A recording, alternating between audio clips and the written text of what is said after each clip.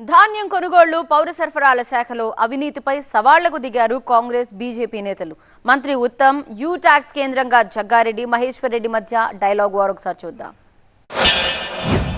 మహేశ్వర్ రెడ్డి పెడుతున్న allegations false allegations వాస్తవం కాదు కాబట్టి వాళ్ళు ఏదో మీడియాలలో మాట్లాడుతున్నారు. దీని మీద కొంత ఫోకస్ చేసుకుంటున్నారే తప్పితే ఇది వాస్తవాన్ని కూడా 101% ఇవన్నీ అవాస్తవాలు, ఇవన్నీ తప్పుడు ప్రచారాలు, లేనిది ఉన్నట్టుగా చిత్రీకరించడమే బీజేపీ ఫ్లోర్ లీడర్గా మహేశ్వర్ రెడ్డి ఒక ప్రణాళిక పరంగా మీడియాలో అతను మాట్లాడుతున్నాడు. జగ్గారెడ్డి గారికి సివిల్ సప్లైస్ మ్యాటర్లో జరుగుతున్నటువంటి అంశం మీద వారికి ఏం అవగాహన ఉంది?